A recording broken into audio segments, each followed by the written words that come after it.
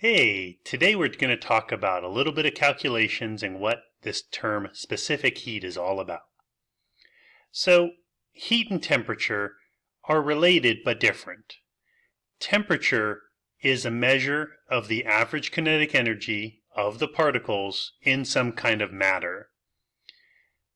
So that's its connection to kinetic energy. Heat and temperature are different though, because heat is energy transferred, while temperature, again, is the measure of the average kinetic energy in an object or source of matter. Now, when we think of energy, there's different kinds of energy units. A joule is the normal unit for energy. It's pretty small, though, so we often will use kilojoules. This is what you'll see often in the metric system because it's a normal size of energy. Here in America, we use calories. You can either use calories or kilocalories, is also seen in some food products from the European Union. So heat is the energy transferred between samples of matter because of the difference in temperatures like we modeled before. And like we modeled before, heat always flows from the higher temperature sample to the lower temperature sample. Now, in order for energy to transfer, they need to be two things in common. One, different temperatures, and two, need to be in contact or collide. So over here we have something of higher temperature. Energy before a collision, we see a longer arrow, meaning more kinetic energy. After collision, shorter kinetic energy or less kinetic energy. Lower temperature, lower energy. After collision, higher energy. Now sometimes we talk about what is called heat content. So heat content, the biggest difference here is the idea that more mass, more heat content if it's at the same temperature and the same substance. We're not really going to focus on this too much, but you might see it from here and there. Now that's with heat and temperature. Specific heat is a little different.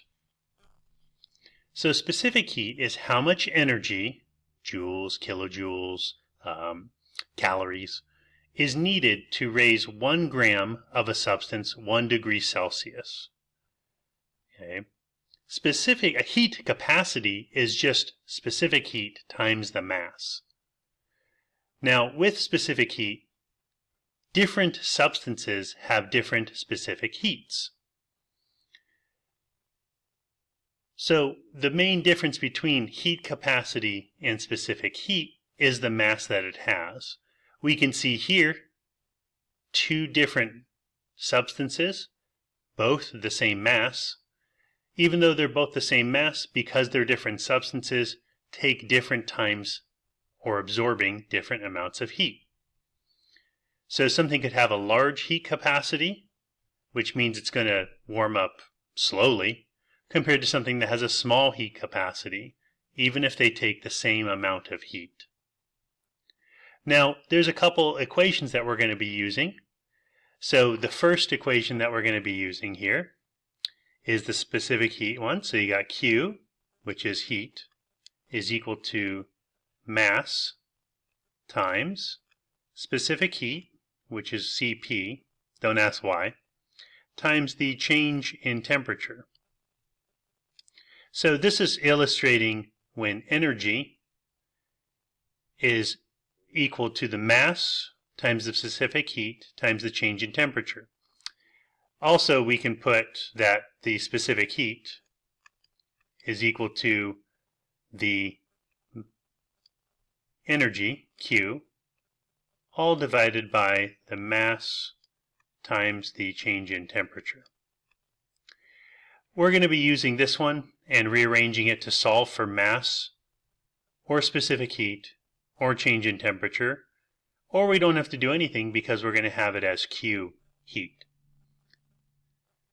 Let's look at some examples coming up in the next few videos.